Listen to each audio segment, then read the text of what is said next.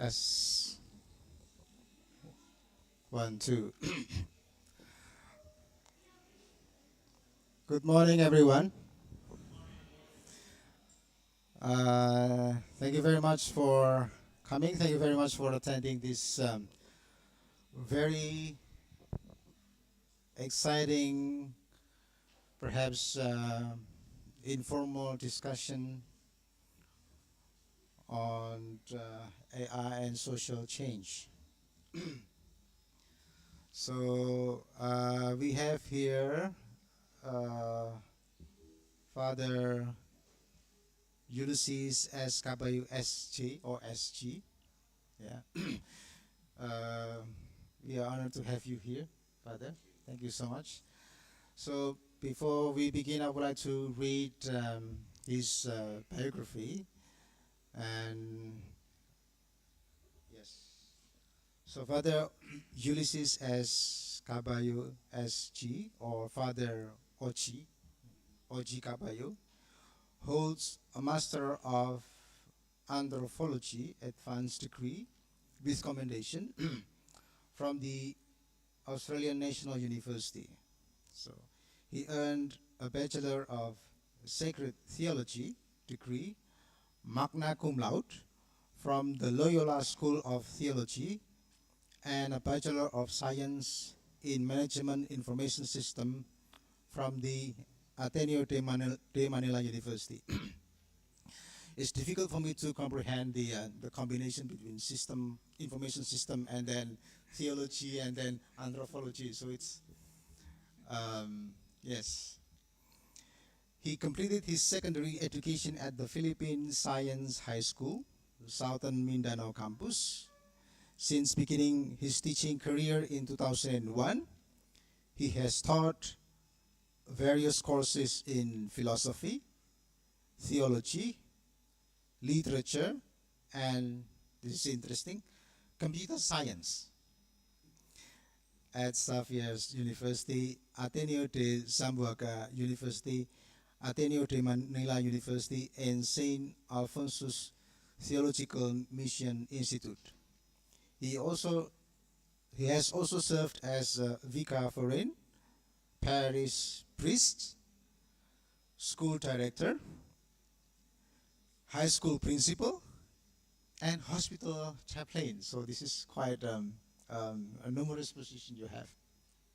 Now this is interesting. His field of interest include digital anthropology, computational anthropology, and the last one is anthropology of death. Wow, this is interesting. All right, so we have plenty of time, Father. We will have until 11, so, well, it's up to you. How much time do you want to spend? And after that, we will have question and answer from the audience. So, right, the floor is yours. And I think we have your assistant there. You can say next, next, next. All right, So, thank yeah. you. Thank you very much, Pak Prasetyo. Sugang Injang, salamat pagi, magandang umaga, good morning to everyone. Magandang umaga. So, you might have heard that I've worn so many hats, both as a Jesuit. I've been into several fields, several assignments, and sometimes I think it's because the Jesuits do not know where to place me. So they just place me everywhere to just fill in whatever is available. So once again, it's a pleasure for me to be able to share with you some of the things that I've been interested in, and these are basically things that I've also been sharing in different fora, both in our own university and in other institutions as well. As you very well know, artificial intelligence is something that is the topic du jour, the topic of the hour, and everyone sort of interested in. So my interest yesterday, Bu Hartono was the moderator of the talk there, was wondering He said, I don't know why I'm the moderator, I'm from mathematics, but I'm even more wondering what anthropology has to do with artificial intelligence. And perhaps maybe it will make things even more confusing after my talk, but let's see. Uh, so when I understand that many of us are coming from the English Studies program, but there are also some of us here who are coming from other disciplines as well. And I think it's very interesting that we all come together to be able to look at a problem or a challenge that is as complex and therefore would need a multidisciplinary kind of thinking and a multidisciplinary kind of collaboration as well. So also I'd like to thank our professors who are here who took time out of their schedules to be able to sit and maybe to grill me afterwards. Sitting here makes me feel as if I am going through another defense. And I don't know if I'm going to pass today or not, but I will depend on their compassion and mercy to be able to survive this morning. So I hope you'll be patient with me, and I will be very much interested in hearing out your thoughts.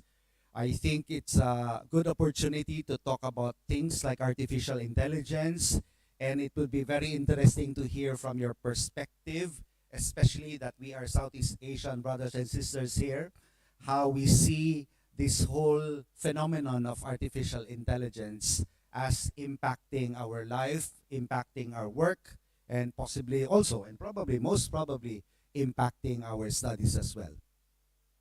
So in this talk, I want to talk about AI, but from a different perspective. I'll be using, as I mentioned earlier, an anthropological perspective to be able to sort of use a framework that we could use to be able to start, or maybe not start, but to think critically about artificial intelligence.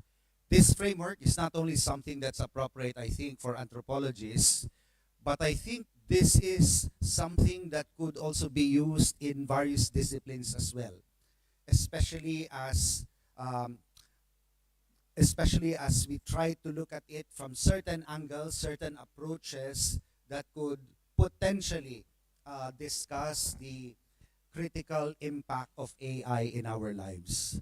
However, this different perspective, instead of focusing on the technical details of what AI can or cannot do, we will be exploring how artificial intelligence affects our society and how our society influences the creation and usage of AI. So talking about what AI can or cannot do, I think I leave that to the computer scientists, to the mathematics people, to those who are involved in the actual creation of artificial intelligence.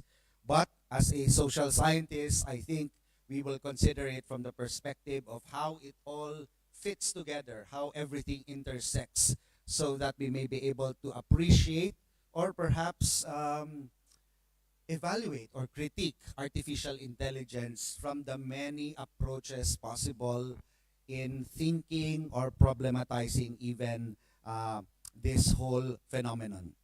So we go to the next slide. Basically, I have three main ideas, three main arguments that I'd like to share with you. The first is that our understanding of artificial intelligence should move beyond just asking what AI can or cannot do. All right?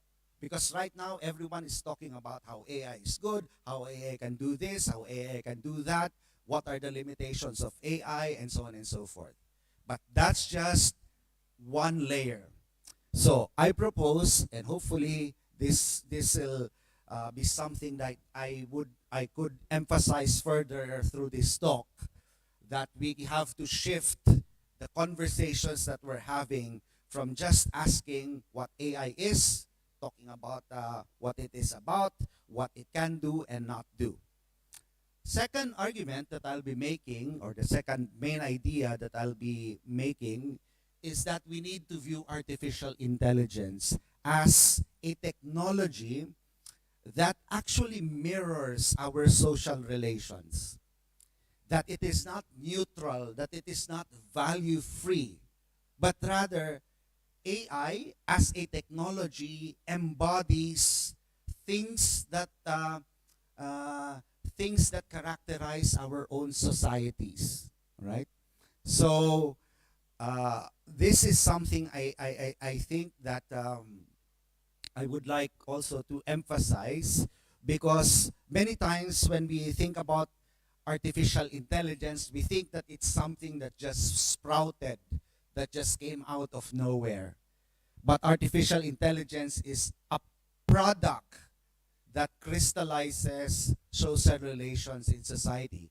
And by saying that, I think uh, that will be a nod to Karl Marx in saying that this certain commodity, this certain product that we're talking about now is a crystallization, but not of labor, but of the values, the beliefs, the interests, the culture even of the society in which this product is created. Now, the third main idea that I want to share with you is, is this, that in order to maximize the potential of artificial intelligence for the benefit of society and to mitigate, to lessen, to diminish its harms, I will propose that we apply a framework to analyze how artificial intelligence works, who benefits from artificial intelligence, and under what conditions could we maximize its benefits and mitigate its harms. Okay? So these are the three main points that I will try to make in this lecture. So before we begin to understand why it's important to think about artificial intelligence in this way, let me just briefly go through some statistics, some survey which I found out when I was browsing about what artificial intelligence, or how students in particular see artificial intelligence here in Indonesia. So here's one data that talks about countries with the most AI usage. So in a survey, it was reported that there were around 24 billion visits to around 50 AI sites between September 2022 to August 2023. And as you can see from the graph here, Indonesia, okay, contributed around 5.6% of the total traffic. Okay? So out of the 24 billion visits, 5.6% of that was coming from Indonesia. So we could see that Indonesia is actually the third highest user of artificial intelligence, followed of course by my country, the Philippines, and tying it with Brazil, and then everyone else. So the US, as you can see, is the top user of AI. And perhaps later we will understand why the US is right there at the top. But surely we can see that of all the Southeast Asian countries, Indonesia, Philippines, we're moving there. But are we going up there? Are we making use? Are we utilizing AI for the good reasons? Are we utilizing AI, and is it a sign that in fact it's going to result in something good or not? Maybe that's a question that we will pose later. The second data that I'd like to show you is a question which I had to use Google Translate because I didn't know what it meant, but it was talking about whether students use artificial intelligence in their assignments. And as you can see here, 30% of students use AI very often. Okay? And only 13% admitted to never using AI to do their assignments. That's a very small fraction, because if you take it all together, you have almost practically 9% of students using AI in one way or another to do their school assignments. Okay? Now, I will stoke your curiosity by saying, if this is going to be the trend in terms of how students are making use of AI in Indonesia, what kind of academic future do we envision if this trend continues into the future? Again, is it going for the good? Is it going to be a bad? Is it going to be a bleak prediction of the future or not? But again, I will not answer that first, but I will just leave it to your imagination to see whether that's a good thing or a bad thing. The third data that I'm presenting here is something that's very pertinent, I think, to most of us. And the question here is, what types of assignments are students often are doing when they're using artificial intelligence? And the top one here is to summarize task articles, journals. So for all the professors here, especially if you're in an English class, if you're given a very difficult text and you use AI to summarize what that text means, it might make your life easier. But then again, the big question mark here is, are we learning the skill that we are supposed to learn in class? Because we know very well that for example, in a school or in a university, the main skills that we're learning is the skill of reading, writing, and speaking.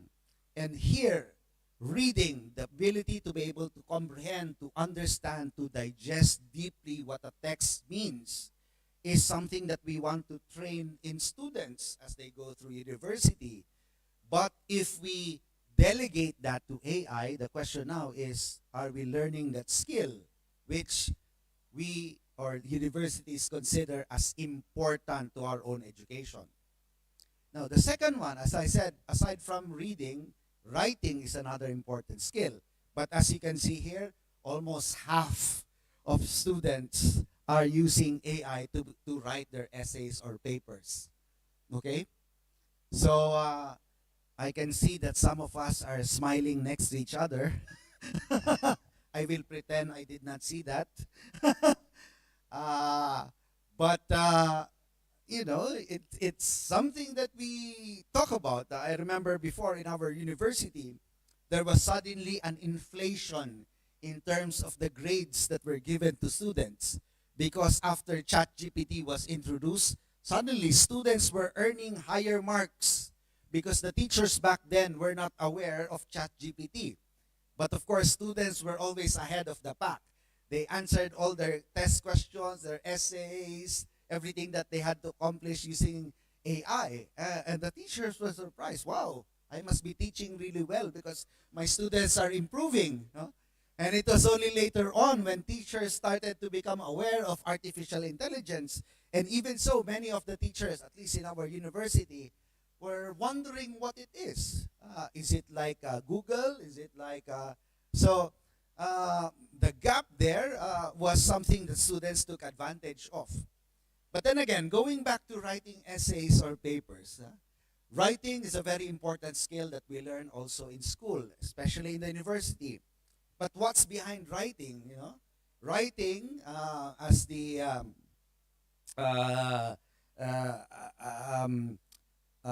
philosopher Heidegger would say it, writing is also thinking.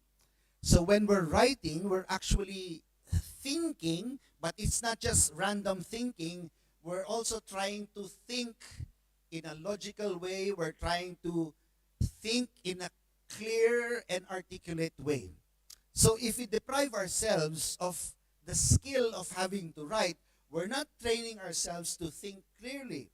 It will be very difficult for us to communicate, to impart our thoughts, because we cannot organize it, which is the thing that we learn when we're actually writing, right?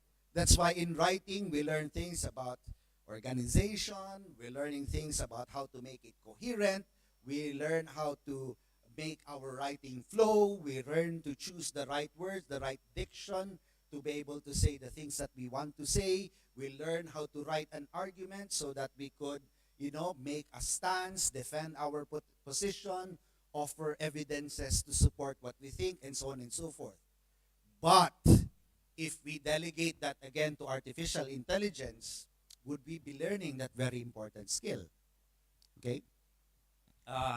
And so on and so forth. Okay?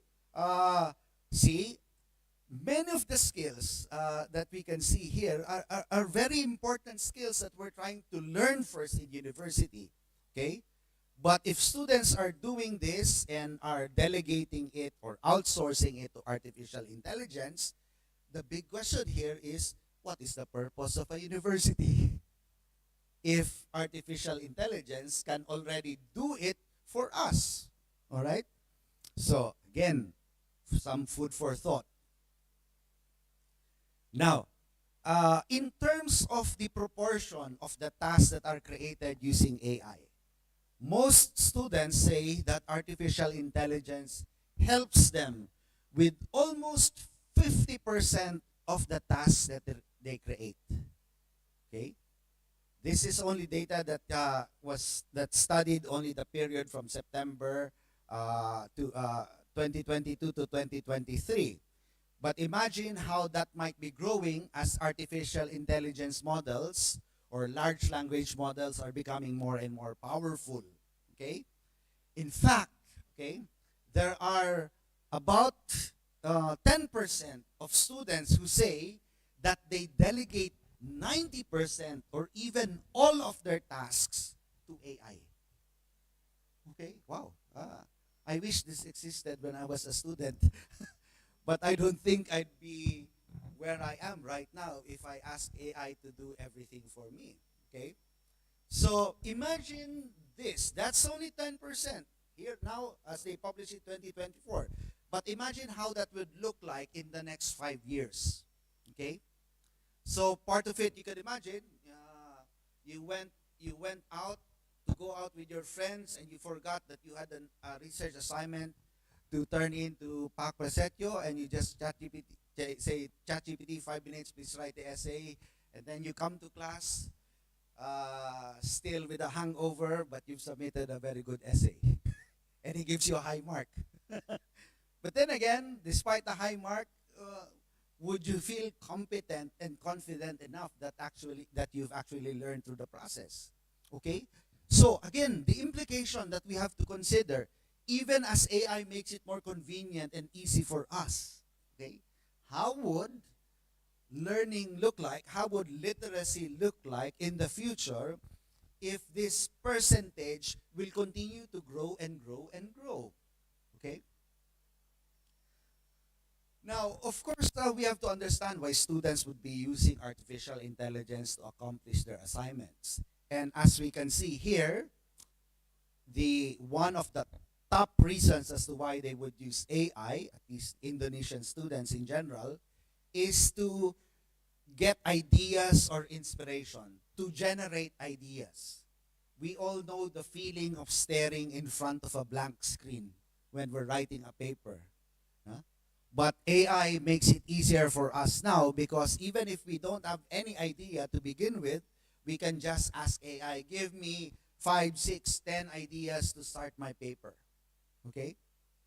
And therefore, the second reason, saving time, begins to make sense. Because, I mean, we might be very busy with other things and we don't have enough time for the things that we prioritize. Therefore, again, we delegate it to AI. But see, we must consider one very important faculty that we have is the ability to come up with original ideas. Okay? And that's why it's very difficult to begin writing a paper because you have to think about what to write. Okay? You might think that it's very difficult, it's excruciating to think about what to write, but the process of just thinking what to write is a way of learning how to come up with original ideas. But what happens if you lose that ability because, again, AI does that thinking for you?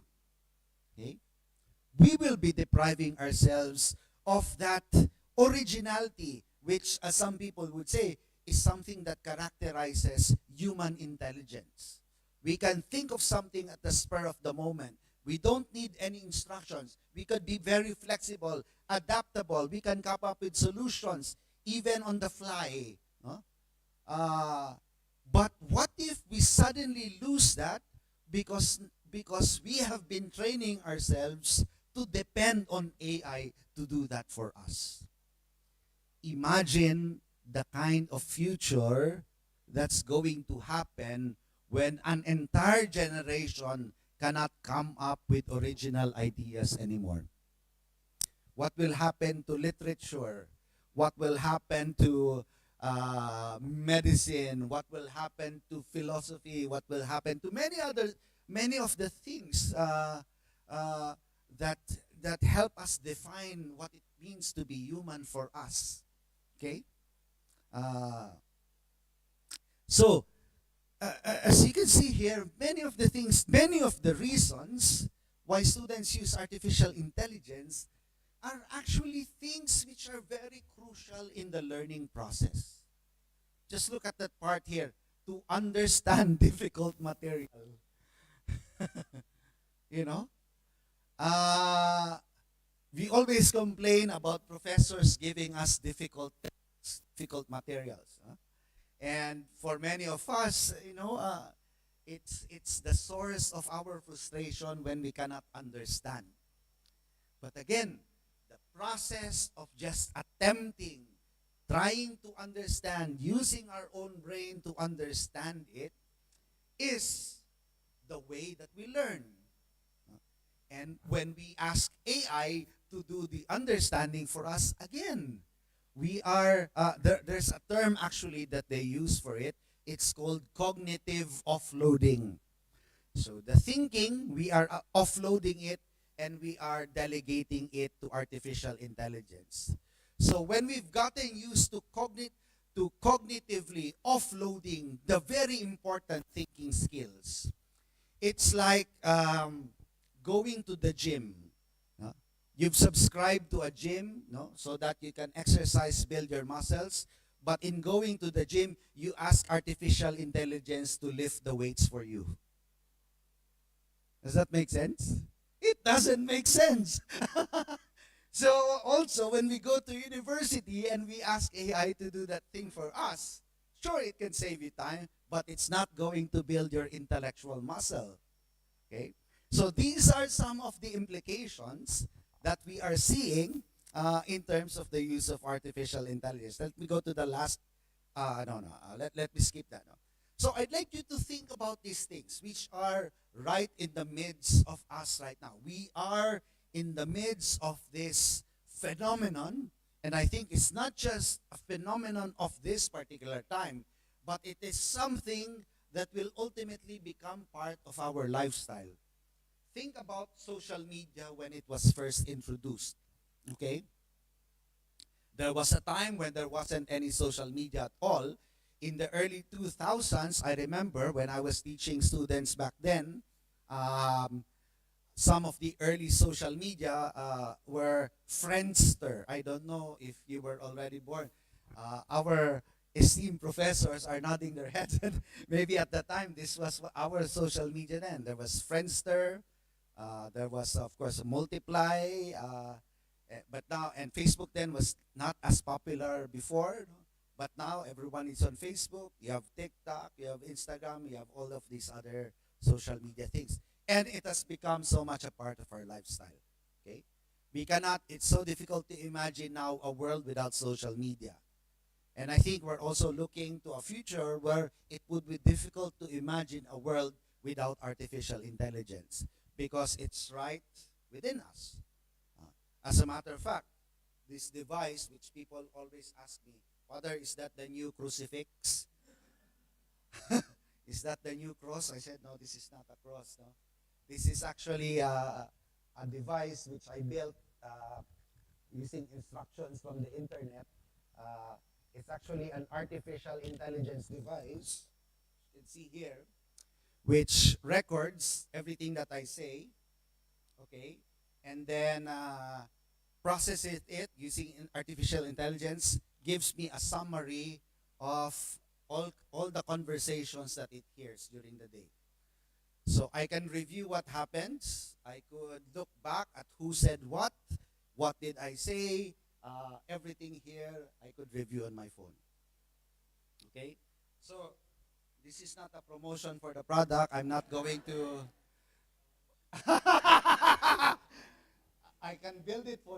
just have to buy the materials.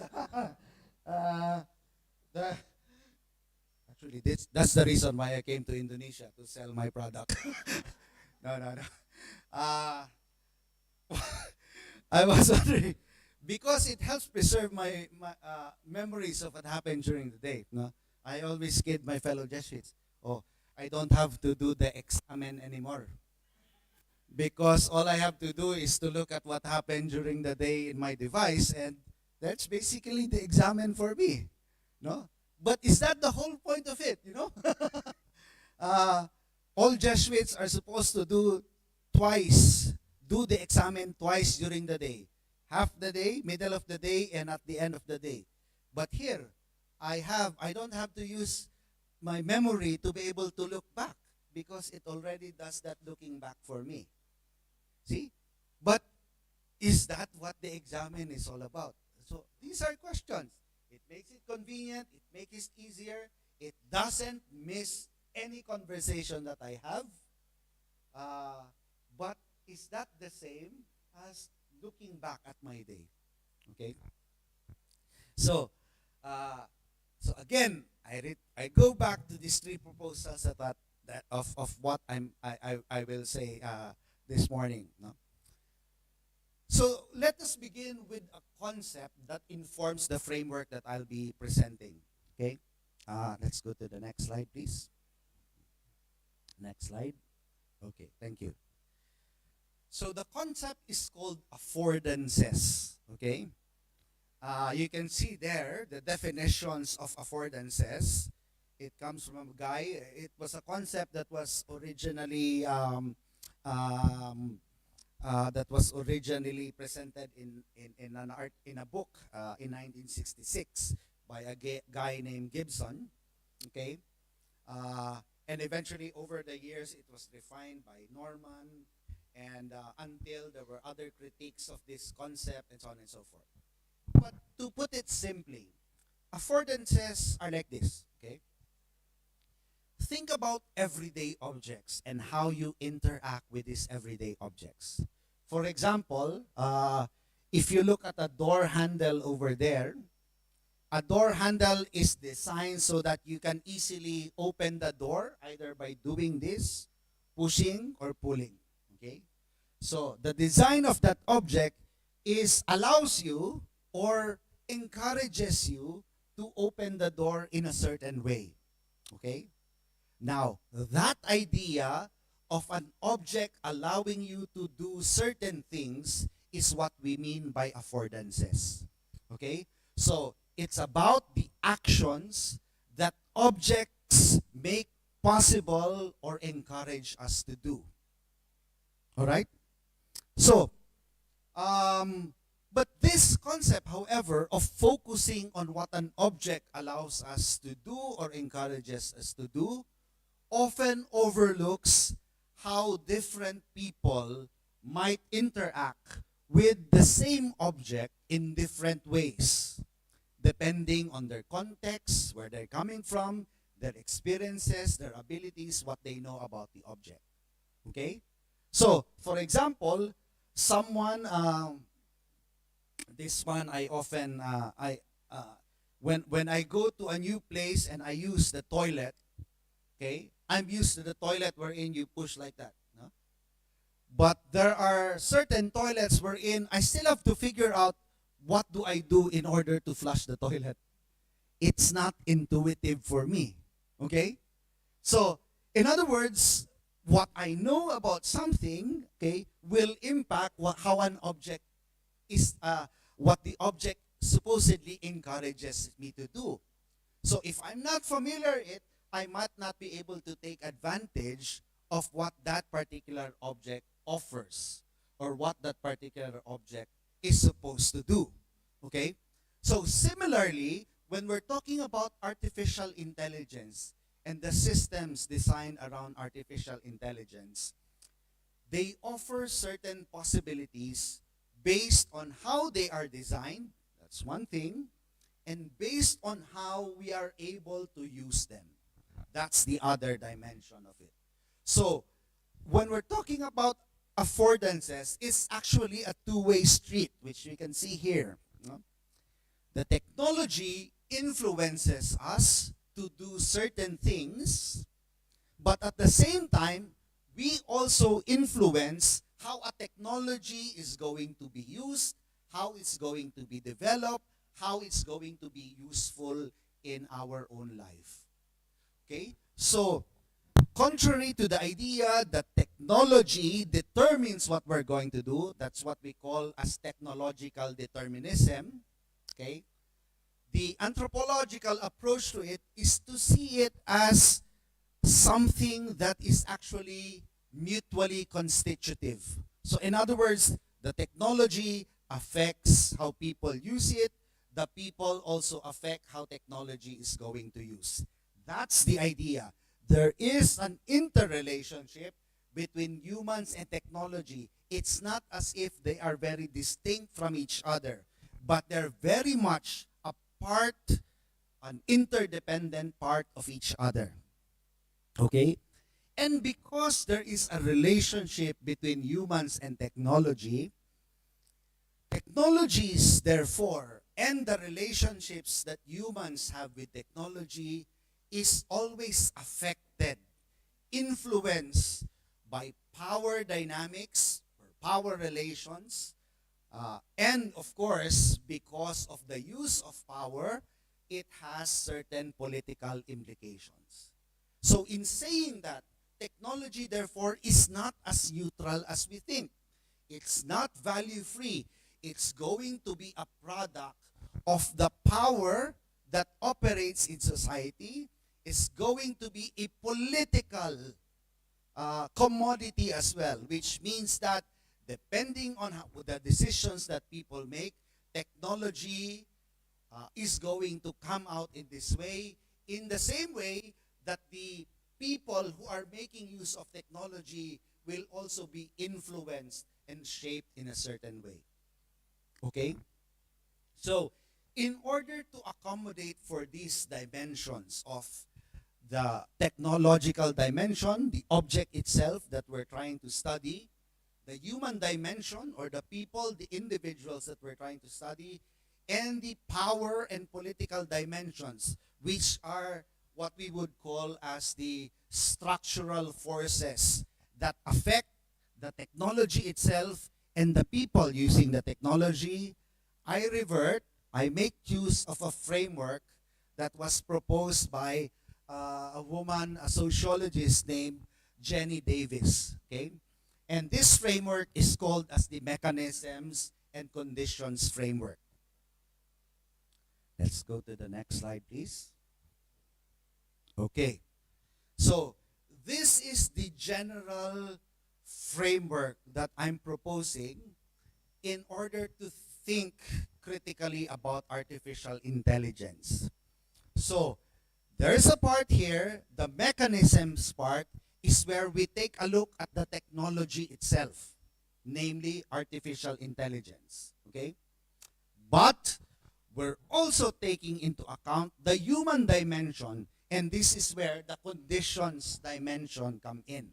Okay? And also, when we're talking about the structural forces that affect both the technology itself and the human beings using the technology, this is where we also come to analyze and reveal the power and the politics from which technologies emerge and from which conditions of people using the technology are also shaped and influenced. Okay? So there are two really very important questions in this framework which are answerable by looking at the mechanisms of the technology and by looking at the conditions of the people making use of that technology. So the first question is to ask, when you're looking at artificial intelligence, regardless of whether that is ChatGPT, any AI tool that you're using, okay, is to ask the question, how does this technology afford? In other words, how does this technology provide or not provide certain actions to be taken with it. Okay? So that's focusing. For example, I look at this fan and I ask, how does this technology afford? In other words, I'm asking, what actions does this particular object influence me to do? Okay? So maybe it influences me to push on this button. It can influence me because the way it's designed, I could hold it in my hand. Okay? I could ask other people to hold it for me. I could make it stand here. Okay? But the way it's designed maybe doesn't allow me to hold this at a distance. Otherwise, I will not feel the air anymore. It's really meant to be used up close. Okay? So these are the mechanisms that the question, how does technology afford, answer. Okay? Now, the second thing here is regarding the conditions. The question here is, for whom and under what circumstances does technology afford? Okay? So, even if I'm using a fan, okay, what conditions or who is the audience? So, who are the kinds of people who can benefit from using this particular technology? But that's only one side of the question. The other side of the question is, under what conditions, under what circumstances can somebody make or use or take full advantage of the use of this fan? Okay? So for example, under what conditions, for whom? Definitely this fan is for those who can afford it. Alright?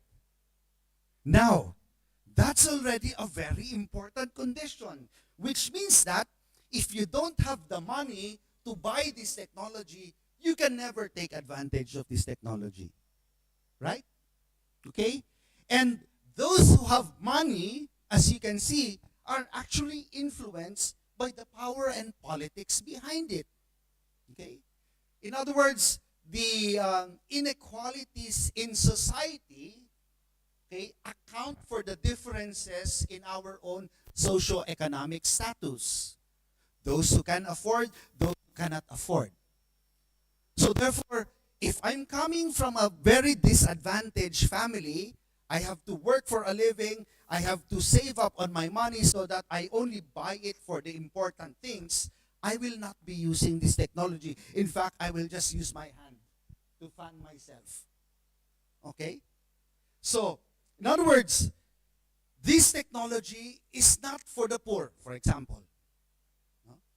It's for those who can still afford to buy something to cool themselves. Okay? Because another technology that you can use is just your hand, or maybe a piece of paper, or maybe just a fan.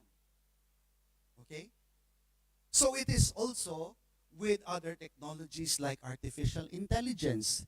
People always say that artificial intelligence is for everyone. Okay? But is it really for everyone? Despite the fact, for example, that OpenAI, Microsoft Copilot, they offer a free tier, which means that you can use it freely, there are certain limitations. If you want to take full advantage of artificial intelligence, if you want to take advantage of the most powerful models, you have to be willing to pay a certain premium. And how much does it cost to actually subscribe, for example, to ChatGPT? A premium subscription would set you back $20 per month. That's a lot of money for us, even in the Philippines. Okay? There are many things that you can do with $20 US dollars, okay?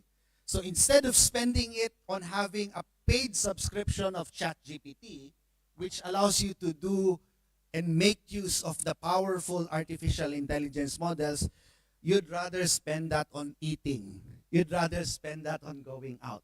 So that means that for certain types of people, this technology is not going to be useful.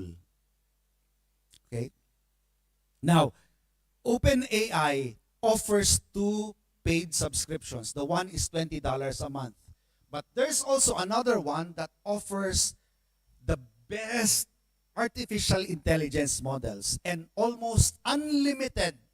Because sometimes, if you're using ChatGPT, after a certain number of questions or prompts, it tells you that you have to wait after a certain amount of time. Okay? It throttles down the use of artificial intelligence. But if you're willing to really get unlimited artificial intelligence, the most powerful artificial intelligence, are you ready to pay $200 per month?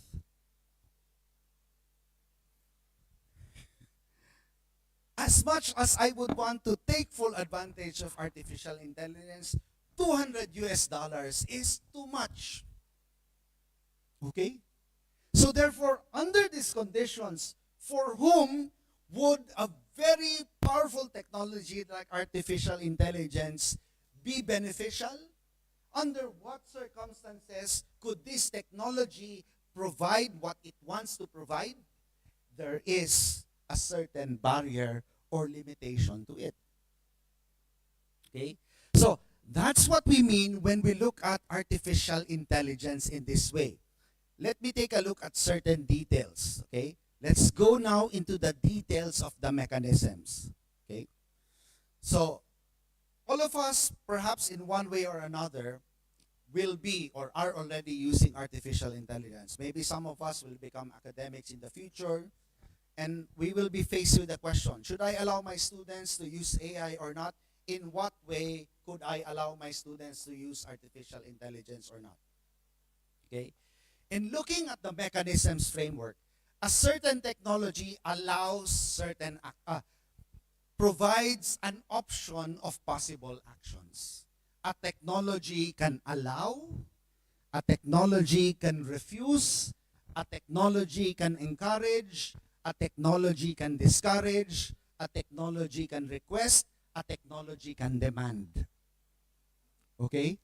So, looking at it that way, the technology is not just a monolithic technology, but it makes technology as something that has a social dimension.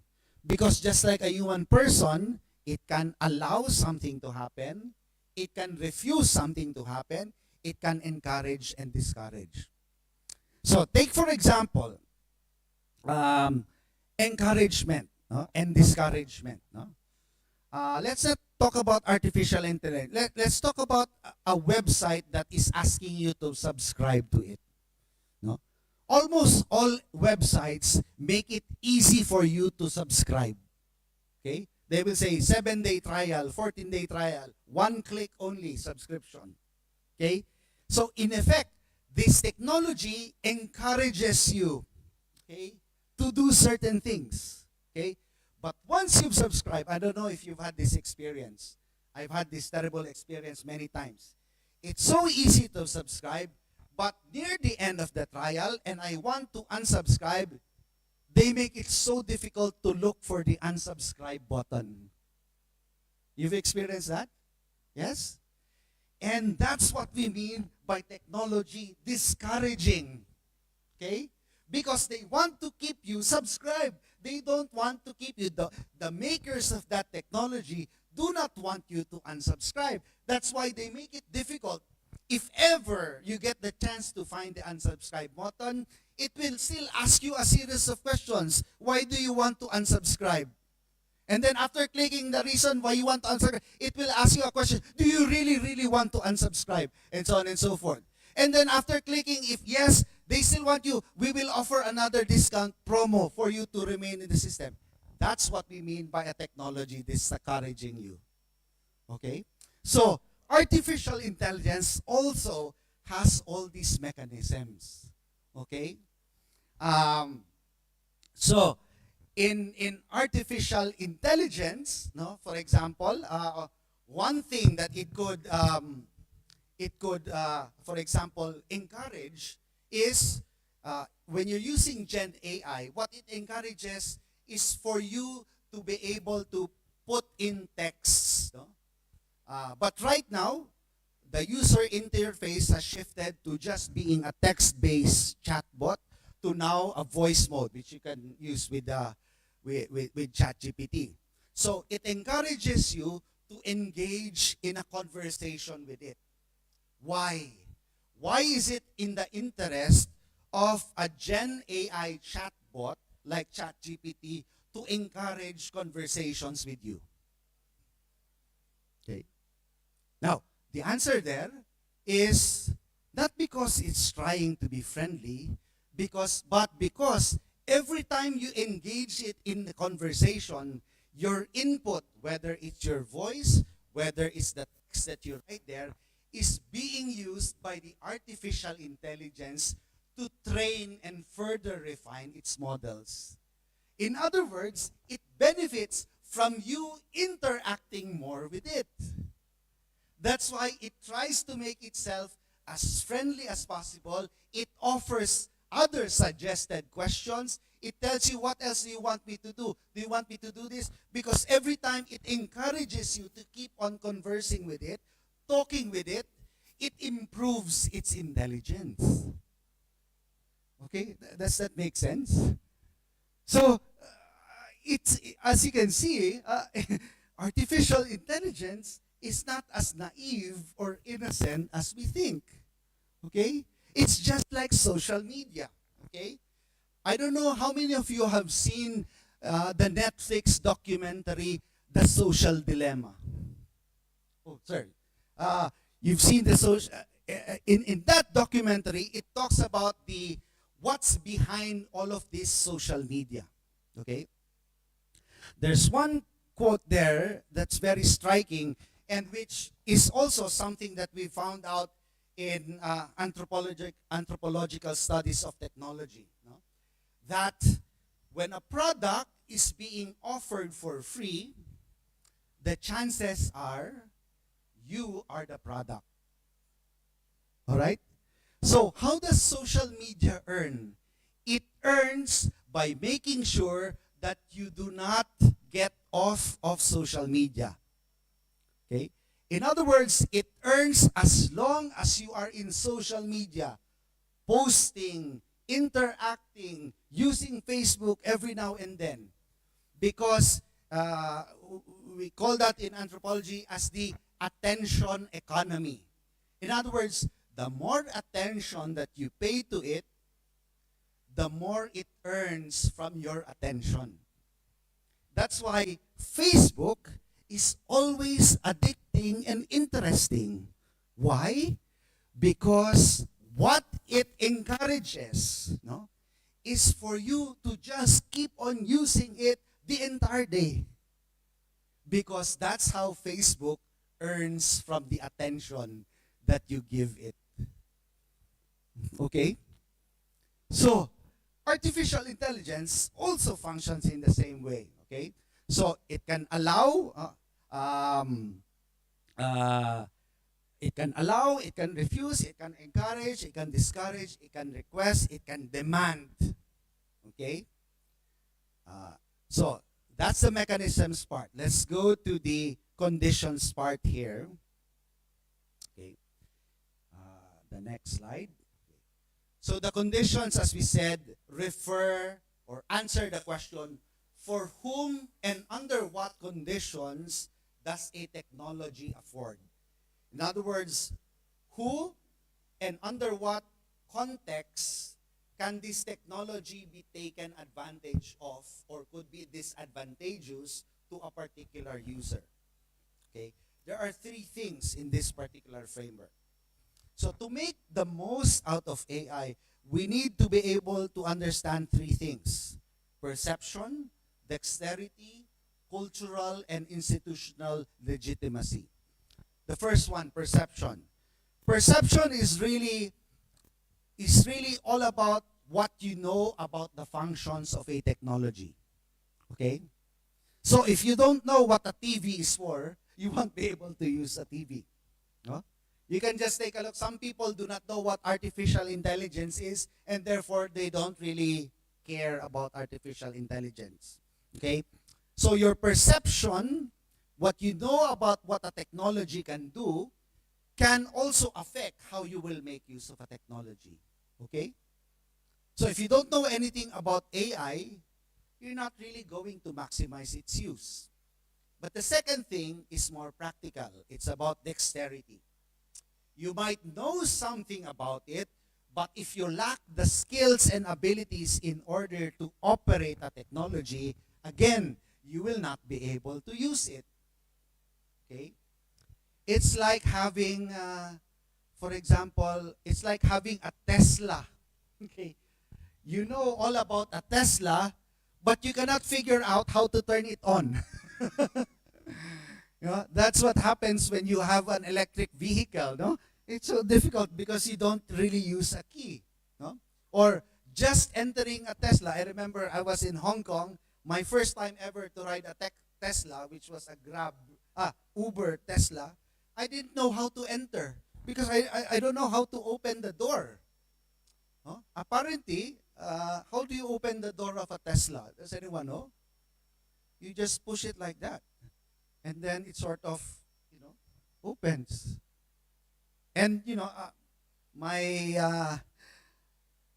that's an example of me. It's such a good technology, but I cannot get inside the car even because I don't have the dexterity to even open the door. Okay? So that's what it means there. Okay? Now, the third part is cultural and institutional legitimacy. Okay?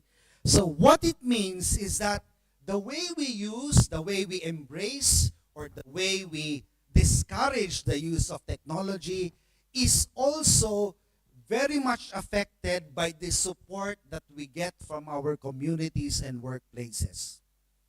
If we find ourselves in a community or an institution that hates new technology because they are afraid of new technology, you will not be encouraged to use a new technology. If you are in a workplace that is very innovative, that is forward-looking, that is very experimental, then using technology becomes easier for you because they will make available all these tools for their use. So also with artificial intelligence. Okay? If you are in an institution that bans the use of artificial intelligence, you will find that using artificial intelligence is like hiding away from people so that you can smoke in private. No? So I will not tell other people that I'm using AI because I'm afraid that they will bully me if I'm using artificial intelligence, which is of course the opposite of what's happening.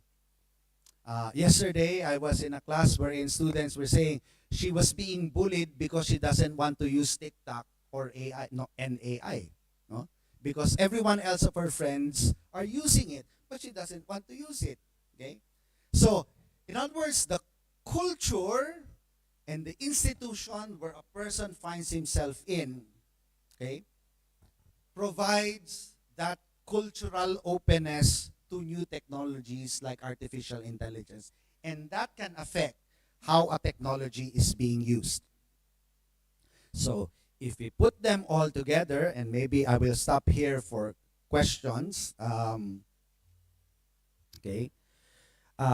See, what we see here is, let's think of artificial intelligence like that mobile phone there. There are mechanisms to it, and the way it's being used is affected by perception, dexterity, cultural, institutional legitimacy. But there is a much bigger structural force or structural situation that affects the people using it and the technology that's being produced. And these things are the power and the politics, which are or could be characterized in terms of power relations. In other words, one question here is, right now in the world, who controls artificial intelligence? Who is the major producer of artificial intelligence? Okay? Because the one who produces it in this day and age will be the one who will be able to have the biggest voice in terms of how decisions are being made. Okay? So look at what's happening in the United States right now. Donald Trump, look at his advisors. One of his most popular advisors right now is Elon Musk, founder of Tesla, and also the person who bought Twitter, which is now called X. And X has its own artificial intelligence model, Grok 3. I don't know if you've used it in Twitter. Okay? And see, this person controls a lot of technologies. You also have SpaceX. No? And because they're right there, Elon Musk has been given the task to head the Department of Government Efficiency, Dodge, like the Dodge coin. No? And imagine a businessman like Elon Musk being the closest advisor of the most powerful man in the world right now, the President of the United States.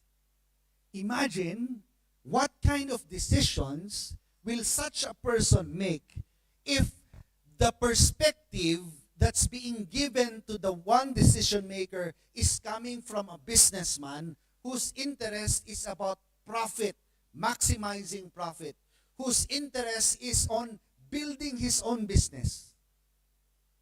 Okay? Is that going to result in an artificial intelligence that's going to be equitable for everyone? Or is it going to result in an artificial intelligence where people will be commodified in order to increase their profits? That's the reason behind these power relations. Another is value embodiment, for example. Let me just state a few before I end there. Okay? As we said, technology is not neutral, it's not value-free. It is always reflective of our values. So it is also with artificial intelligence. Let me make an example. How many of us have phones? Please raise your right hand. Okay, all of us have mobile phones, correct? Okay? Would you buy a new model if it tells you the new model is 5 times slower than the previous model? Why not? Would you buy a new model? Let's say iPhone comes up with iPhone 17 and they tell you this new model is 5 times slower than iPhone 16. Of course not. Now, have you ever asked yourself why you wouldn't want to buy a slower model?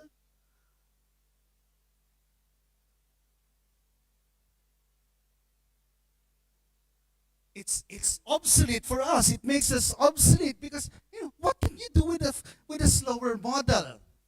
But see, even our attitudes is already reflective of a certain value. And what's the value that we're talking about here?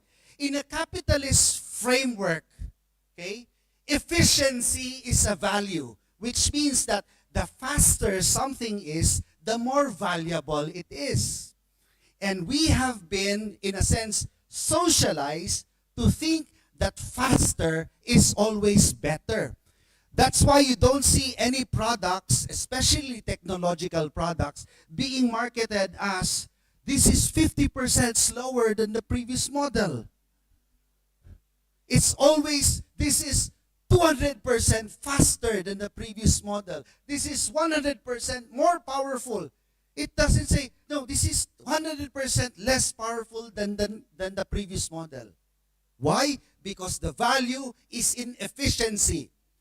And efficiency means that it has to be fast. It has to be powerful so that you can do many things at the same time. Again, the value that it reflects is that of productivity and efficiency. And in order to be productive, you have to be able to do multitasking, many things at the same time. In order to be efficient, you have to be very fast. And what kind of society is supported by that kind of value? A capitalist society. Okay? But of course, we could say that just because people think that faster is better, I mean, not everything that is fast is better. You know, I don't like to say this. Maybe we'll say, oh, what is Father saying? Imagine if you're having sex, is faster better? You want to take it slower. You want to enjoy it. It's like eating. You go to the fast food because you have other things to do. But if you want to enjoy a good meal, you have to take it slow. You have to enjoy it. You have to relish it. Because you're paying for slow eating. Okay? Maybe that's the only thing, what I said, that's the only thing you might remember from my talk. Okay? Okay? So, what we see here, as he said, it's an embodiment of the value. So, artificial intelligence, if we analyze it, we could take a look, what are the values that it tries to emphasize? Okay? So, for example, artificial intelligence, as we said, saves time. Okay? Artificial intelligence, you don't have to read a lot anymore because it can already give you what you want. Again, efficiency, productivity, but at what cost? You're productive, you're efficient, but because you lose the skill to think, you also lose, possibly, your own humanity. Now, I'm not saying that we should be totally against artificial. What I'm saying here is, if we are aware of how this technology works, of how this technology is affected by the people who are using it, and how the people that are using it are also affected by much bigger forces, then we can make decisions as to how artificial intelligence could work to our advantage. That's the thing. That's the kind of future I think that I would like us to go into. People are afraid of AI because might be replaced by artificial intelligence. That might be true if we keep on doing the things that we're doing with artificial intelligence right now, such as asking it to do all the things for us. It will definitely replace us because we will lose the faculty to think because somebody else is doing the thinking for us. Okay? But if we use artificial intelligence wisely, if we find ways wherein artificial intelligence can enhance, can improve, in other words, when these two things align with each other, then artificial intelligence can really be creativity enhancing, it could be productivity boosting, it could really improve the quality of life. But we have to critically use it. And that's why, in my lecture right now, that's what I'm trying to emphasize at this point. Okay?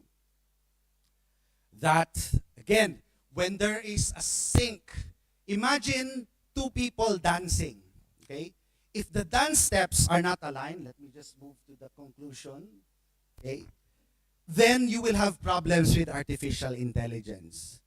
But if the interactions between humans and artificial intelligence find resonance, then we see artificial intelligence becoming the tool that can help enhance the quality of life.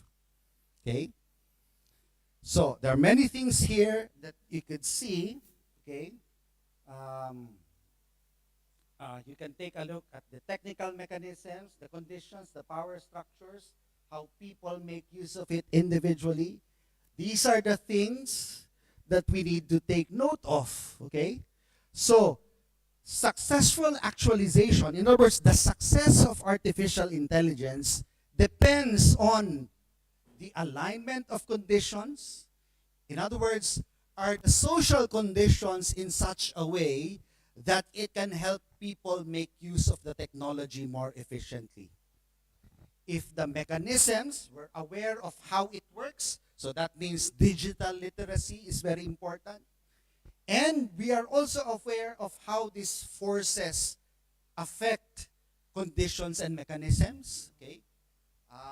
And then to be able to find appropriate usage of AI depending on different contexts, then we can say AI could potentially be a really positive force in the world. But here is the thing, no? So therefore, artificial intelligence, can we move to the last slide, please? So what I'm saying here is that artificial intelligence is neither good nor bad.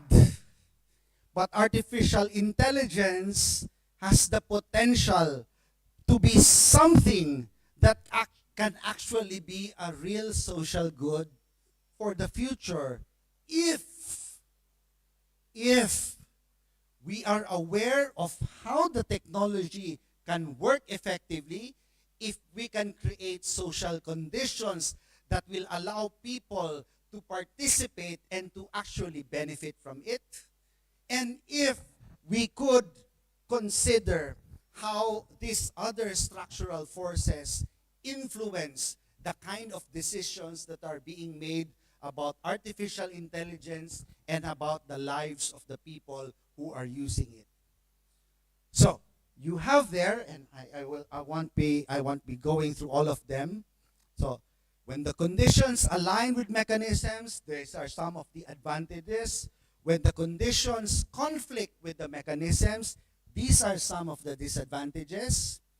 And here, what are its critical implications here? So these are things that we could discuss in terms of the pedagogical educational methods that we can use. Okay? And there are also other things that could be part of this ongoing discussion, such as, for example, how could we first address social inequalities so that even in the use of technology, those who are marginalized or disadvantaged can actually, realistically benefit from it? Okay? There was once a project before. They said, oh, we want to provide artificial intelligence to small communities in the highlands. Okay? Very noble project. But when they got there, they realized the people there did not have electricity. So, they're starting with artificial intelligence, but the basic infrastructure has not been provided yet. And therefore, the conditions for people to be able to make use of AI has not been addressed yet. Okay? So these are some of the considerations that give us a more holistic perspective of how artificial intelligence could be maximized in our own lives. So once again, the success of artificial intelligence isn't just about in terms of its technological advancement. It's about ensuring, okay, whether you are a user or a developer, a creator of artificial intelligence, okay, whether you're an administration, a student, a teacher, whatever, the success of AI is in ensuring, once again, just like any development project, it's in ensuring inclusivity, which means that it must take into account that many people are coming from different contexts and circumstances, and therefore artificial intelligence should be designed and used in such a way that everyone can really make use of it and benefit from it. A one-size-fits-all artificial intelligence is only going to replicate the existing social inequalities in the world.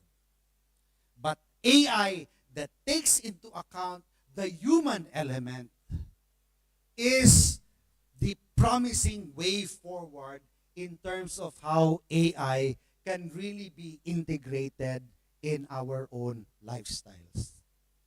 So I guess the call here is to continue the conversation, to work together, no, with various disciplines, even those who are in the engineering, computer sciences, to ensure that our dialogue with them will make them aware that when they're creating artificial intelligence, to never forget this human dimension, which we contribute from our own respective disciplines.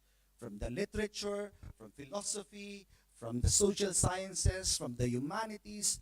So it's an entire human collective effort. So we hope that AI is a dance that can be enjoyed by all, because we want to ensure that everyone can dance and knows how to dance with artificial intelligence. So with that, I end my presentation, and thank you for your attention this morning, and thank you.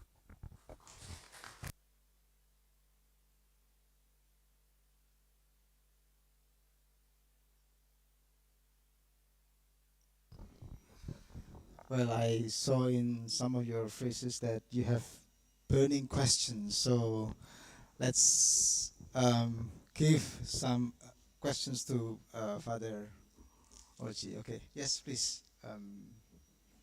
Microphone.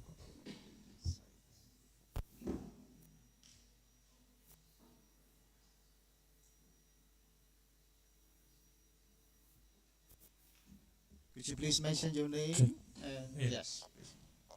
Thank you for the chance given. My name is Pedro. Yeah, and I'm from English Education Language Study Program at semester 2. And I was very interested. Recently, before I go jump into my question, I would like to give some statement first that uh, in 1997, Ihab Hassan write an article about Prometheus as performer towards a post-humanist culture. It responds to the perceived decline of traditional humanism and increasing influence of technology and post-modernity. And if I make a connection, a relation, that recently Yuval Noah, the one who writes about Homo sapiens, he wrote down about a new book with the title Nexus. I haven't read about it yet, but I read some articles about it, which said that artificial intelligence somehow leads human uh, became a natural stupidity or artificial stupidity. Why? Because uh, it makes humans tend to make irrational or illogical decisions due to cognitive biases from AI's information. Yeah, because humans always believe in AI's information without filtering it first. And I have three, what was it, examples.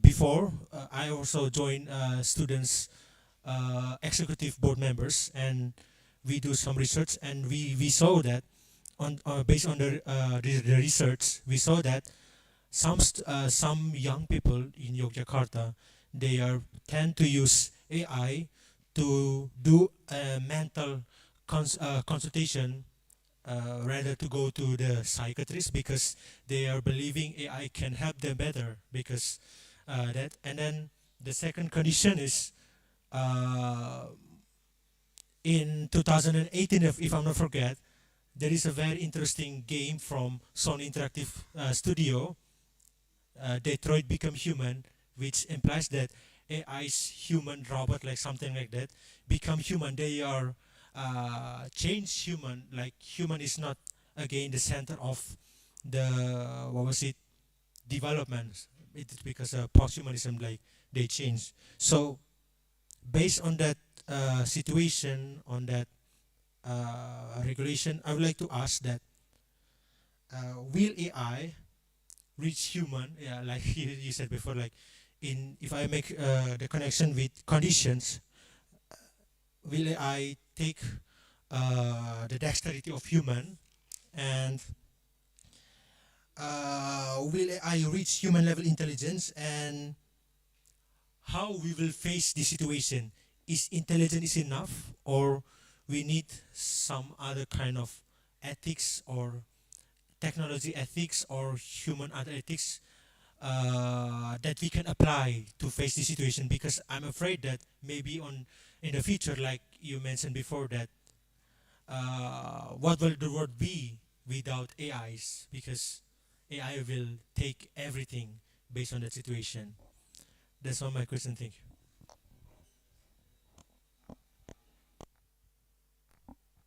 Okay. Um, Again, um, that the scenario where AI takes over, that's very reflective of what we call as technological determinism, wherein supposedly the promises of a technology will determine how people are going to be like. It will determine the kind of future that's going to happen because of the promises or the abilities of a particular technology.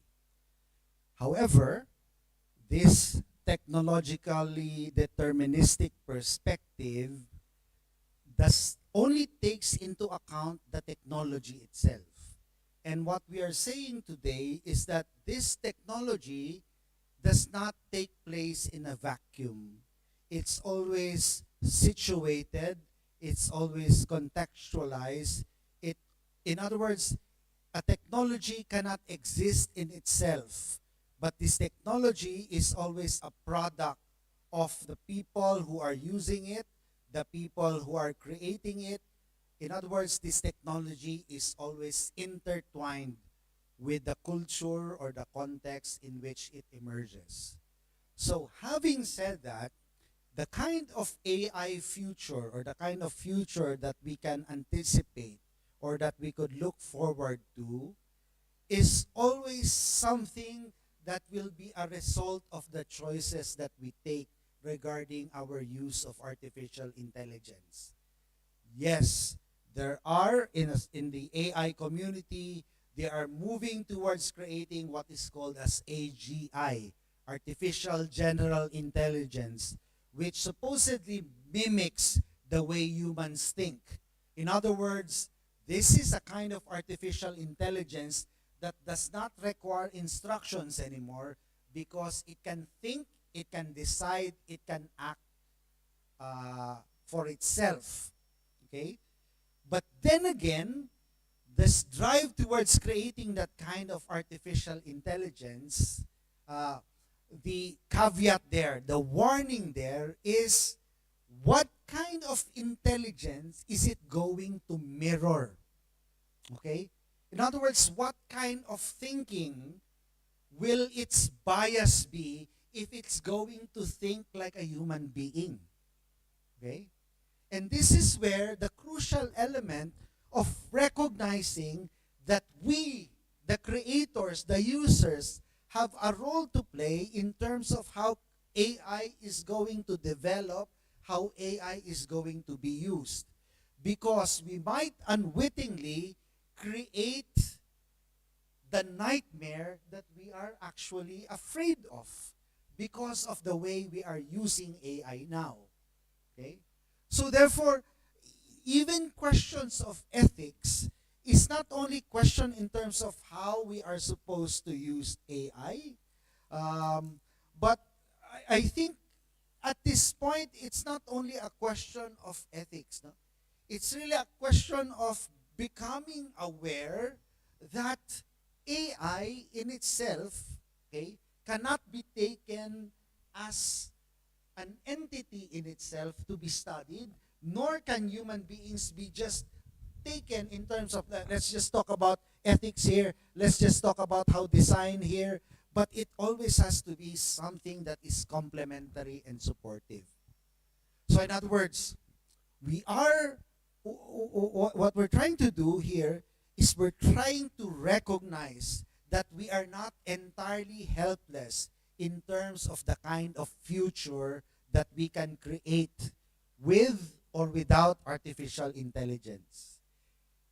AI may be the technology that everyone is talking about right now, but there will be other new technologies, no, that will reshape, that will affect how we live our lives in the future. Think, for example, of the invention of the light bulb. Okay? Before the light bulb was invented, nightlife was very limited.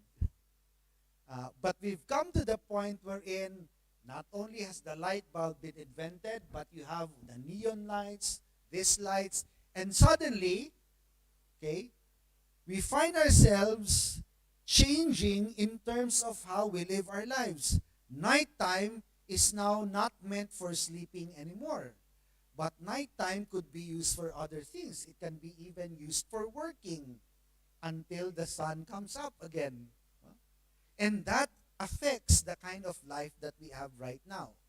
So, in other words, we have to be careful in terms of how we use, not careful, I don't want to use careful, but we have to be aware of what we bring to the table when we're using artificial intelligence. And we also have to be aware of the biases that are embedded in artificial intelligence because they are created by a certain group of people who also have their own biases and perspectives. And once we become aware of that, I think that is where we can make certain interventions. No? We could advocate for a kind of AI that is more a kind of AI that is more empathetic, a kind of AI that does not only reflect Western kind of thinking or Western perspectives, but a kind of AI that I think might be more suitable for the different contexts, for the plurality of cultures that we have in this planet. So that's how I would see and how I would address that particular question. Our fears, okay, are our fears may be justified in the sense of how we are using AI at this point. Okay? But if we become aware that how we use AI can change the future, then even at this point, we can avoid the future that we are afraid of. Thank you. Thank you, Pedro.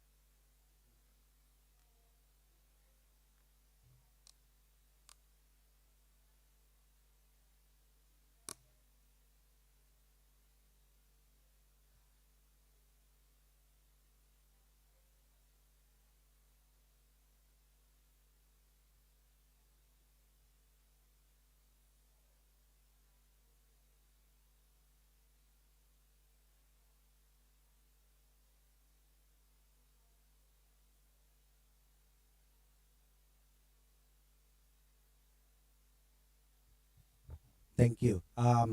So yes, in fact, as what we are seeing and what studies have shown, AI is becoming like a double-edged sword, as with most technologies. Okay, for example, there was one study that was published that showed students who were instructed to use AI in learning mathematics. So what happened then was, as they were using AI, their test results were improving when they were using AI. But then, when they were prohibited from using AI, okay, because now they wanted to see whether AI really had a positive influence on their learning mathematics, what they found out was very interesting. Because when the students were now prohibited from using AI to learn math, and when they were asked to take a test, their scores were even lower than when they started to use artificial intelligence. Okay? So, it's not saying that we shouldn't use artificial intelligence at all.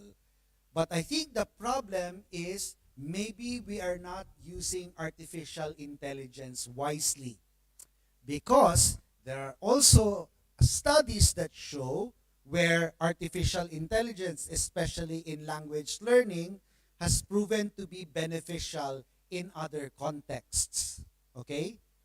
Now, there is one study, maybe I could share it on screen. Is it possible to go to a website, and the title of my site is sj.replit sj teach.replit app .com, I think, maybe.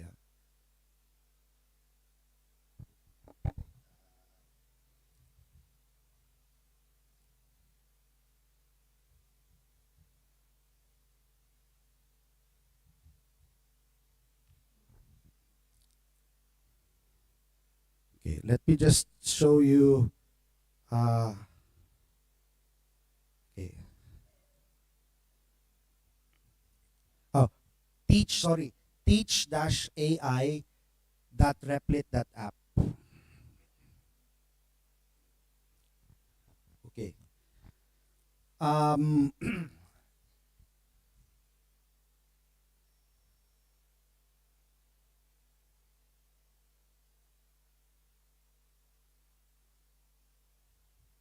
right. Typically, when as you can see from the survey, when students use artificial intelligence, especially Gen AI, they use the chatbot to do the work for them, writing a paper, researching, and so on and so forth. So, in other words, as I said, it's the AI that seems to be learning. Okay, but there are uh, there have been experiments in terms of using AI in a more pedagogically profitable way, wherein instead of AI giving the answers, AI is now used as a tool to help a student actually learn by teaching. Okay? This is an app which I've created based on a paper that I've read. Okay? Uh, and maybe what this app does is you input a PDF of an article that you want to study or learn, okay? And after you've uploaded a PDF there, the AI will give you some learning outcomes. And what you have to do is to teach this AI that I've named Yuli, after my name, Ulysses. Okay? You will teach the AI, the student AI named Yuli. So you will act as the teacher, and the AI will act as a student. So it will ask you questions, it will learn from how you're teaching it, okay? So it allows you to practice the skill of learning a particular topic by teaching it, okay? However, if at some point, for example, maybe I can demonstrate using this app, okay? Um, I'll just hold this here. Okay. Uh, for example, I use a certain PDF. Is it okay? I'll just look for a certain PDF here. I don't know if there's a. Oh, it's all in Indonesian. So, uh, uh, so what happens here is after uploading the PDF, for example, okay, it will show me. Let's say I don't know what this is. Okay, it will process the PDF and will give me, for example, learning outcomes for that PDF. So once that is done, for example, I can begin to teach the AI. For example, I say, okay, this is the learning objectives. Okay. These are the questions to help me teach the AI. Okay. So learning objective 1, students will be able to identify the purpose of a formal letter by explaining the request made to the kabag, mechanic, and electric for the forum Terbuka event, etc., etc. Okay? So, it's like I'm a practice teacher, a student teacher here. So I will confirm and display. Now, I will teach Yuli the AI. So I'll say, hi Yuli. For today's lesson, we will learn, about writing, sorry for the wrong spelling, writing a formal letter. Formal letter. Are you ready?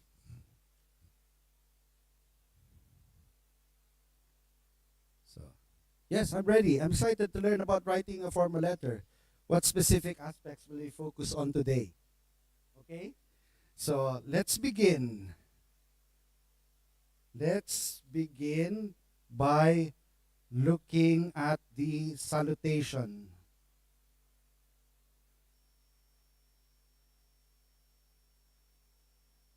Do you know what it is?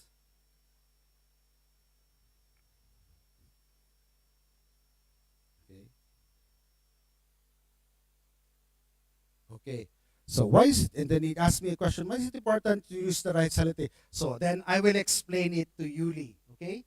So what's happening here is that the AI is not the one giving me answers, but I'm the one giving the answers to AI. So I'm being trained to think and explain it to the AI. See, it's the opposite, right? But if at some point, for example, I'm having difficulty explaining a concept, I can request help from another AI which functions as a master teacher.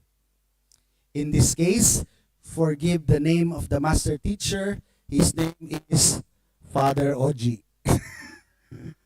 See? Says, I need help in teaching Yuli, Father Oji. And Father Oji replies, it's great to see you engaging with Yuli. You're off to a good start by discussing the salutation. When Yuli asks the importance of so it's instructing me in how I can explain to Yuli how to write a formal letter.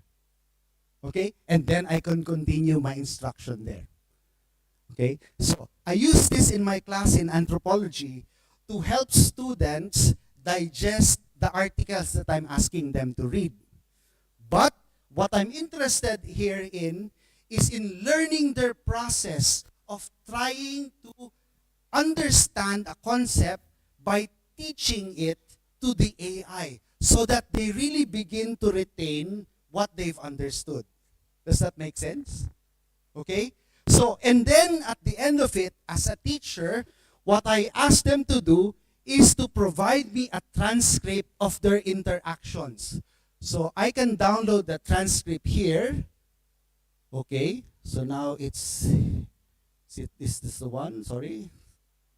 Okay, so the transcript is now here. Okay, and the transcript is going to contain, okay, the interaction that happened between Yuli and the student. Okay, so it's here.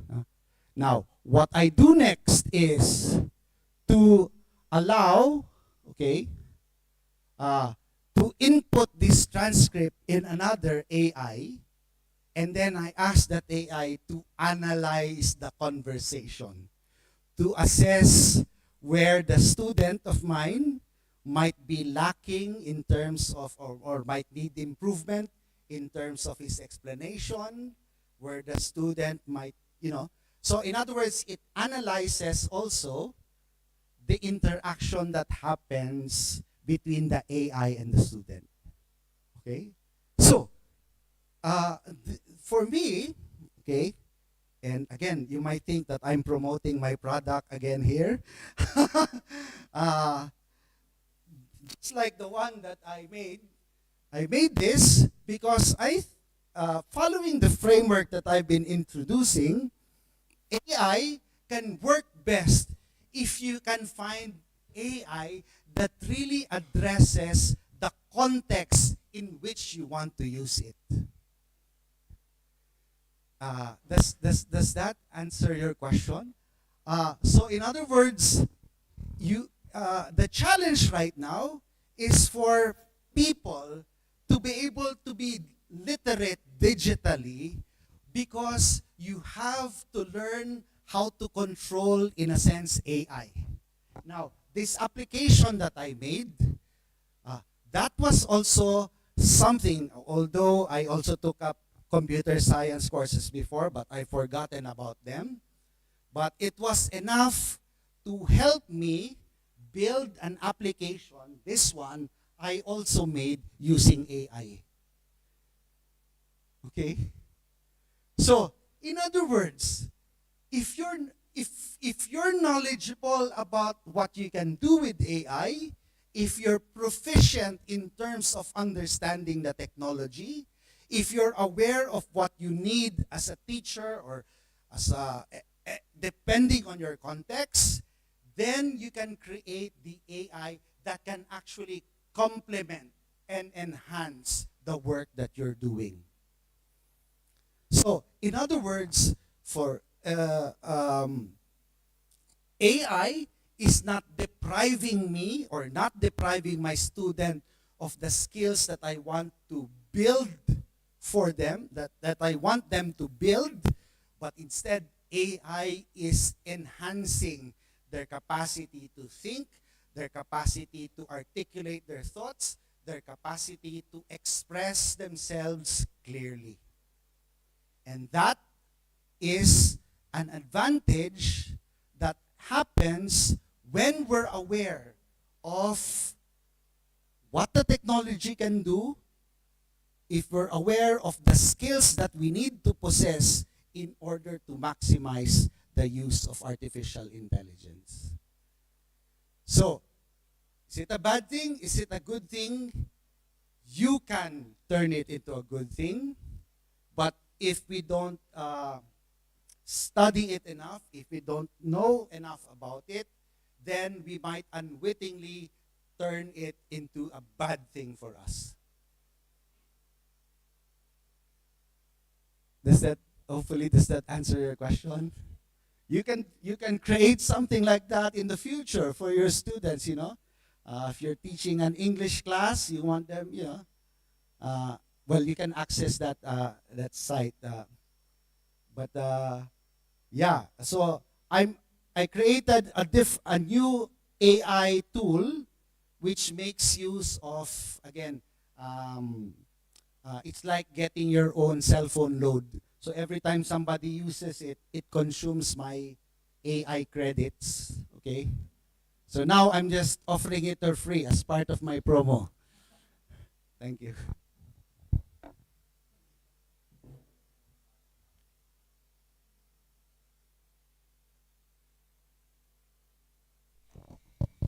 Okay. Good morning, Father. My name is Galang. Um, I have a question.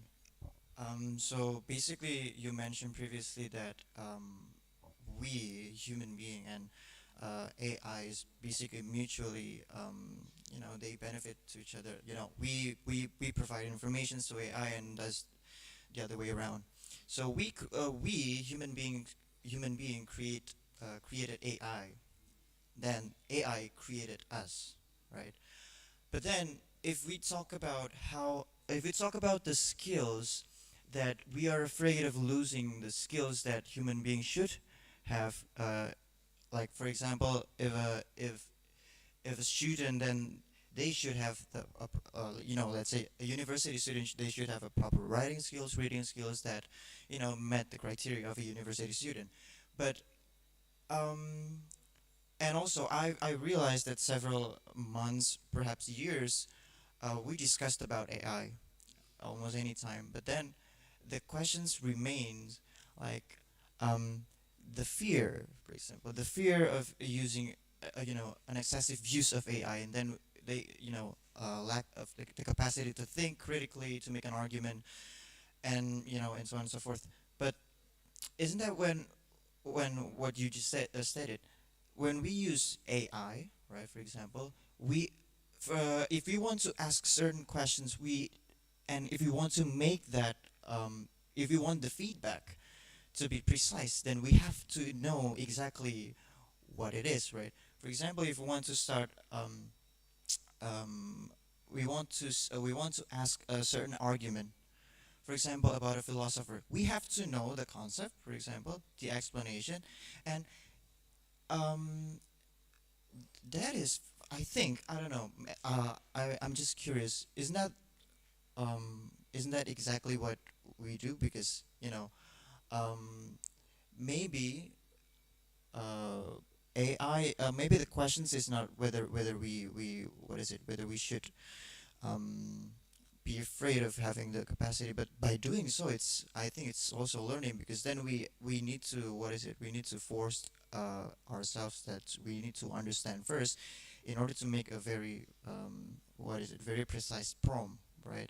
And that is the first one. And the second one, when we talk about what is it? The inclusivity of AI, right? Um, that is very interesting when you said that AI is, in a way, political, right? Um, it means they have a stand, right? And we discussing this in a higher education, and education for me is also a political matters, right? And then we discuss on how we should live with this thing, in the near future, along, hand in hand. But then we earlier discussed about those who haven't had, the access about this AI. Don't you think this is the same issues with the what is it? With the invention of perhaps the printing press or an internet, the first time that they came up, right? Um, maybe the what is it? The solution, or since you diagnose this kinds of problems or this kinds of solution, can we take um, what is it, a solution based on the previously, the old generations, that how do we actually face an issues with the printing press, with the technology, and then we apply the same thing, not in terms of content but in terms of the logics on how should we reconcile with those two. I think that's the two questions. Thank you very much. Thank you. What's your name again? Galang. Yeah. Galang. Okay. Thank you, Galang. Those are very brilliant questions, no? And the insights that you provided are really things that we would like to bring up when we're looking at this question from the lens that we're actually using. Uh, to the first question, when we're when we're using artificial intelligence,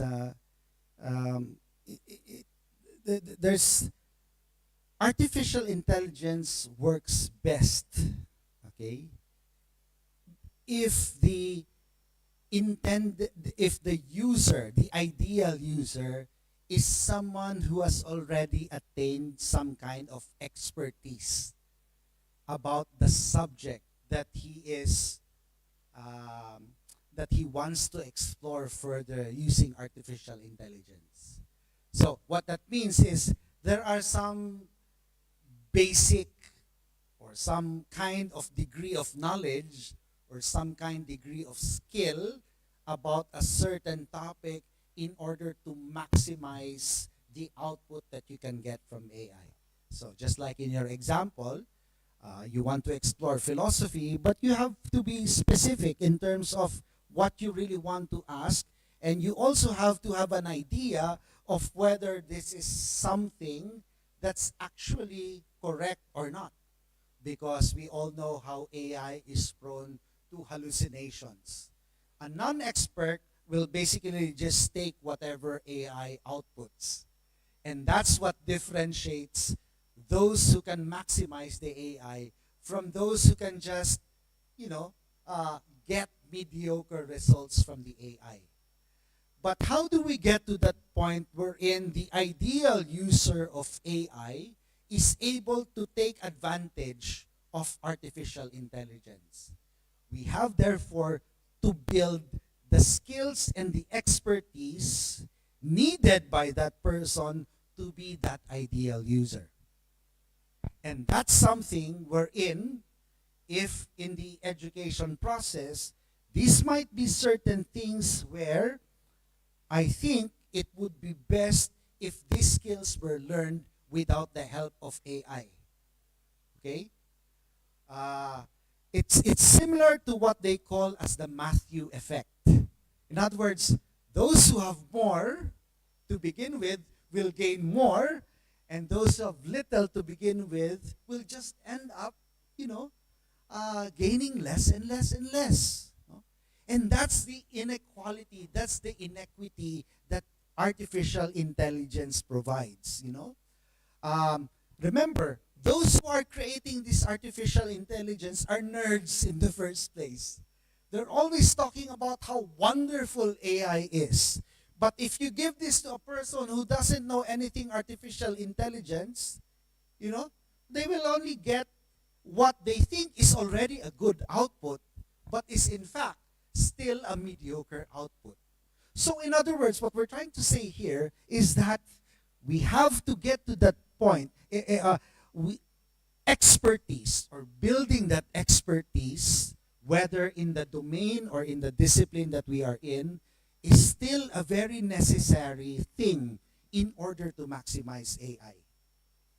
And that, going to that part, sure, you can use a little bit of artificial intelligence, but you have to be very careful that the skills that you need to build in order to attain that level of expertise will not be sacrificed because you will be cognitively offloading that skill to artificial intelligence. Okay?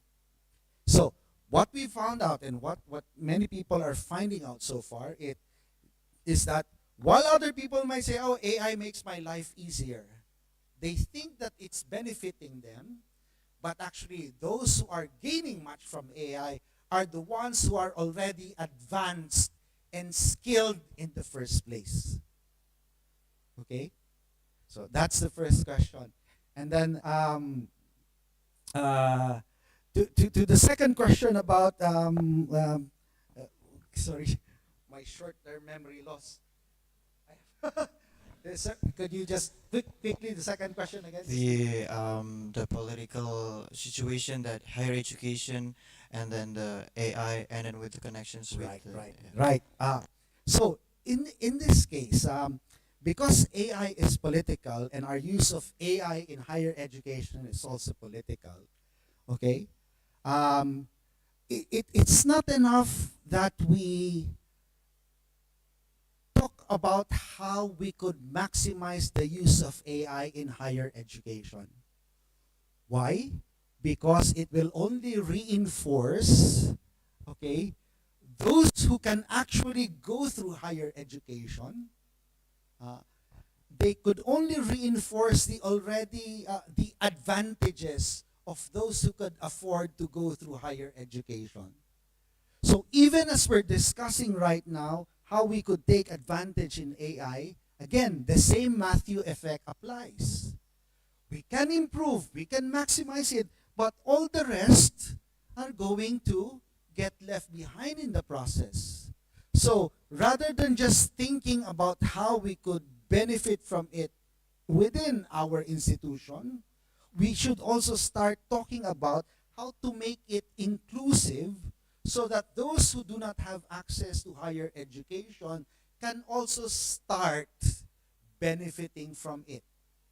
Okay? Now, one example that I can think of is, for example, in the Philippines, a lot of public school teachers teach in schools that may have electricity but may not have internet connection. Okay?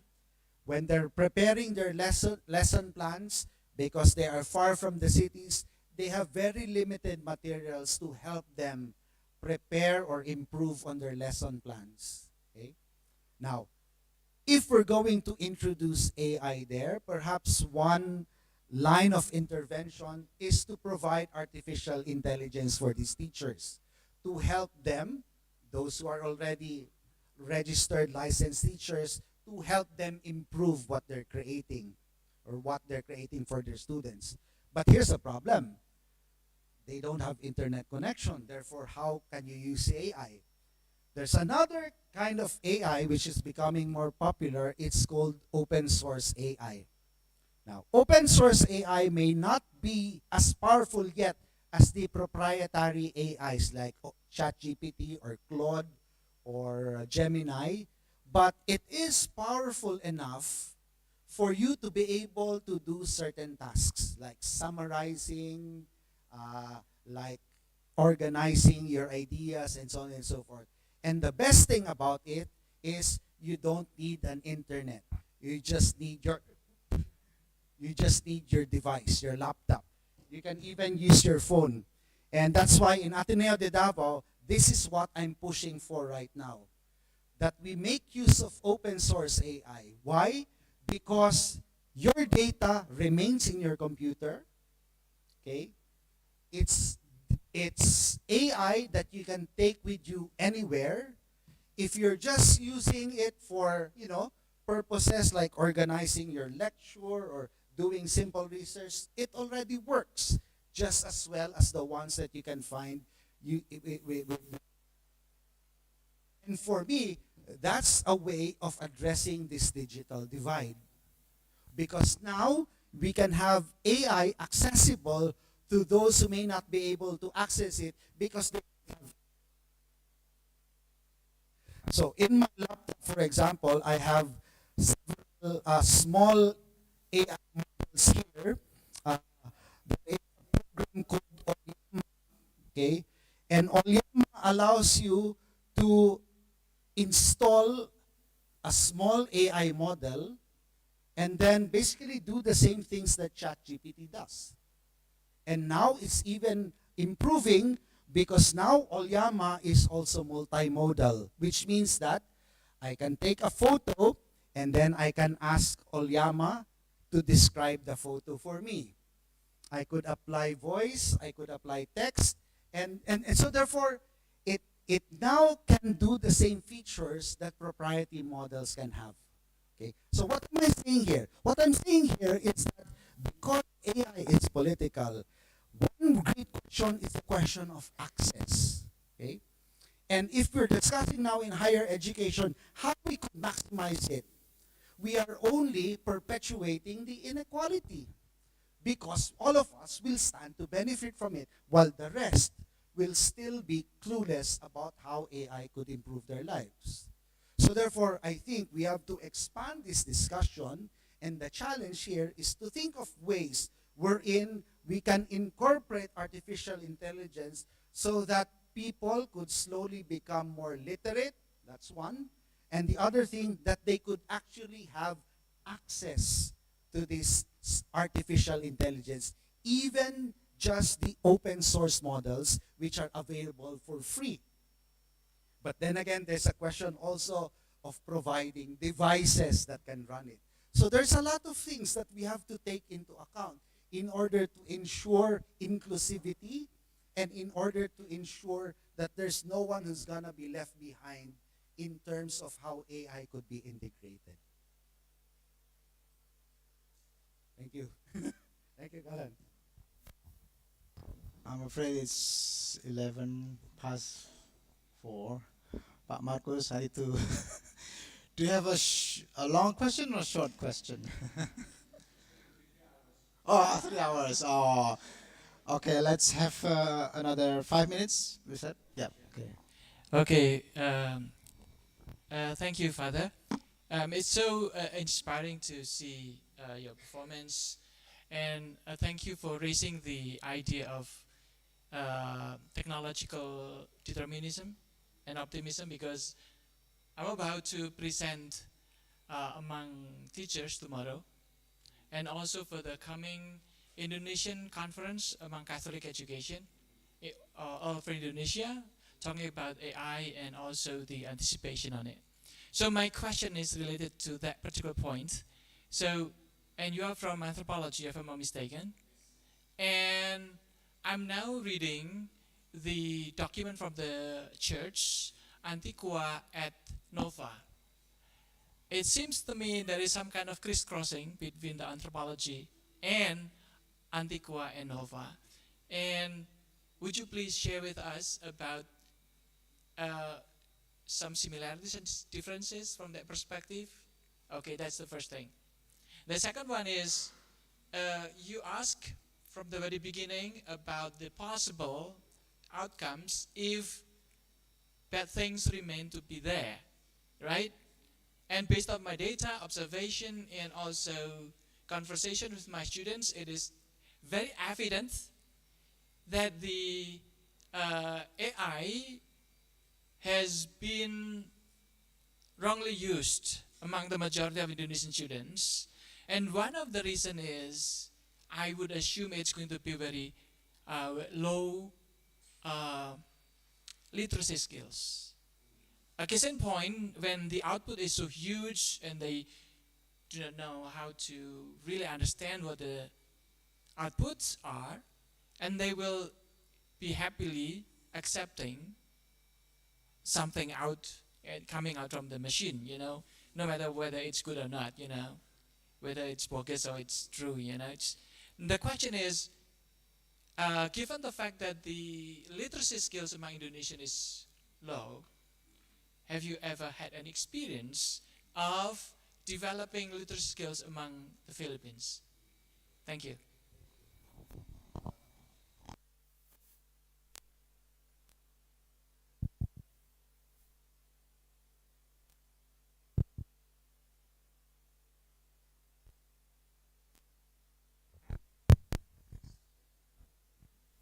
Thank you, sir, for that question. Let me address first the first question from Antiqua et Nova. So this is a church document wherein a previous pope was talking about artificial intelligence. I remember giving a talk about this to the Archdiocese of Davao among the catechists who at the time just did not have any idea about what artificial intelligence was. Okay, but there was one thing I think that was very striking for me, and the intersection between anthropology and that document is really the emphasis on the human dimension of technology. And this is where I find resonance as an anthropologist and also as a Jesuit. In fact, when I'm reading it, I was just, yeah, that's right. Because what the church has always been saying in terms of technology are affirming, which are first, the technology is should always be reflective of human values. What anthropology has provided is to provide it evidence that it is indeed the case that technology is reflective of human values. Okay? But the church is emphasizing, therefore, so what kind of values should we therefore be emphasizing in our use and in our creation?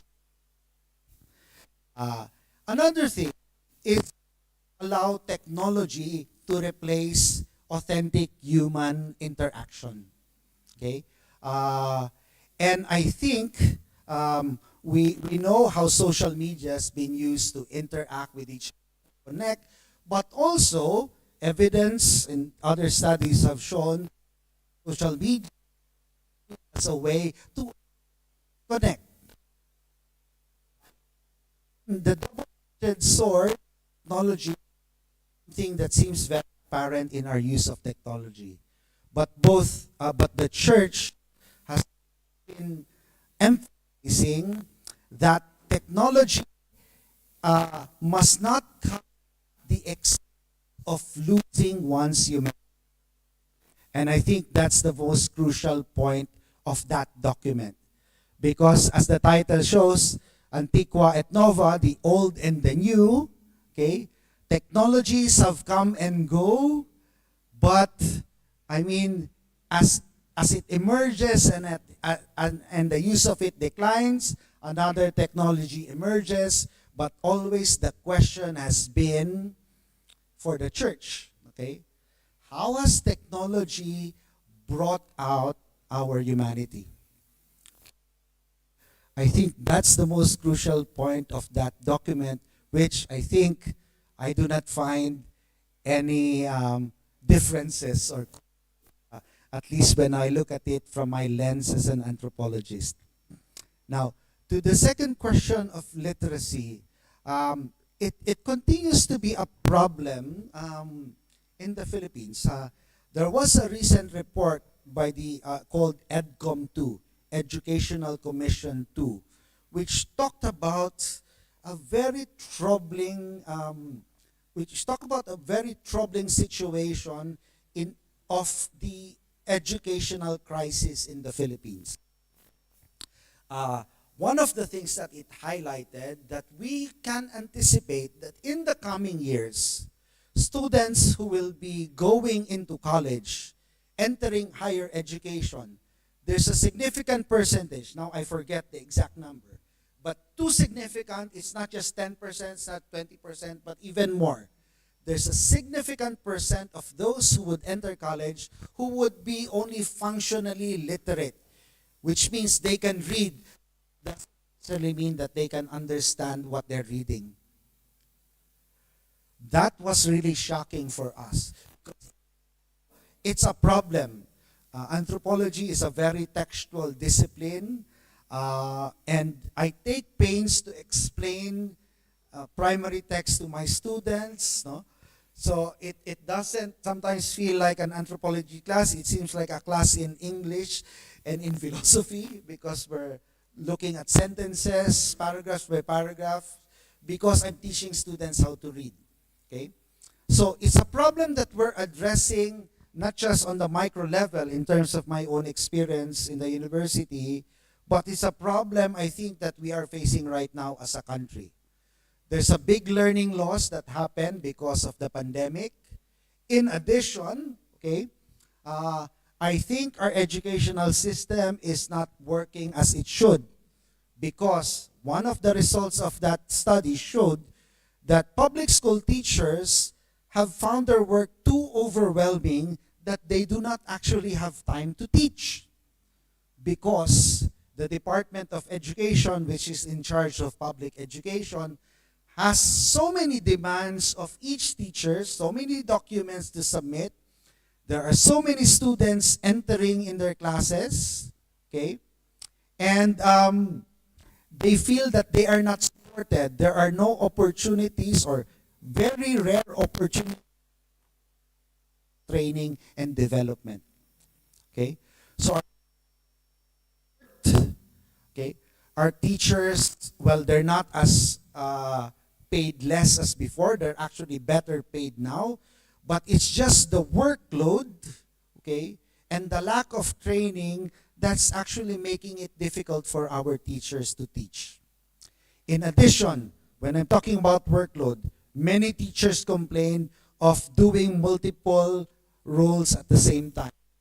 You could be a teacher, at the same time registrar, at the same time doing this and doing that. Okay? So that's one of the reasons that was stated in that study that accounted for the heavy workload that prevents teachers from actually teaching. Okay? So there, in fact, even before we artificial intelligence, these are problems that we need to solve, because artificial intelligence is not going to solve that problem. Yeah. And that's why I think the discussion of artificial intelligence right now, at least in the Philippines, is only happening in higher education, but not in not in the basic education. Although in our Jesuit University, I've been giving seminars, workshops to help teachers develop tools, to help teachers make use of artificial intelligence. But that's just an individual effort from our university. It's not reflective of what's happening actually in the country. So we are still in that state wherein the conditions uh, is very much a thing that we still have to address before we can actually get to that point wherein we can make use of AI in a way that could actually benefit us. So terrible, terrible. I don't know. It's a big problem. It's challenging, but it was very depressing when that work came out a few months ago. And it's now always the subject of our university with about this because we're not only students from our Jesuit schools. A big percentage, more than 50%, are coming from public schools. Uh, and what do we do about that? How do we bridge that gap? And we're thinking that it's not enough to bridge that gap. We really have to put our hands deeper into intervening, even in how public systems run their schools. I think we can do that alone. Uh, I I don't think it's hard because sometimes you tend to develop a messianic complex there. Uh, but it's a big problem, and yeah, we're still at that level. We're not talking about this yet in that level, but we still have to address those conditions. Thank you, sir. Thank you, Father. Yes, we share the same problem, but that would be for another topic, I think. And you are the perfect candidate for the next guest lecture we have, perhaps, with a different topic. Right. Let's give applause again with. My non AI brain cannot summarize all the discussion, and it's a sign that I'm delegating my some skill to AI. But I just want to highlight one point from Father Oji, that this framework is quite useful for us to understand AI further, the mechanism and conditions. So we need to do research again and again to understand how AI works, and we need to have the skills, right? We need to have the skills to be an expert and to make use of AI so that everyone can use AI wisely. Okay, thank you. Let's give applause to Father Oji once again. Thank you so much for thank you for much for coming. And don't forget, there is a questionnaire that you have to fill in because ELS talk does not stop from now. We will continue with another topic, perhaps with Father Ochi part 2 or part 3, things like that. So, yes, uh, thank you and see you next time. Oh, yes, sure, sure. So, let's have a photo with our rector as well, Pudari. Please join us.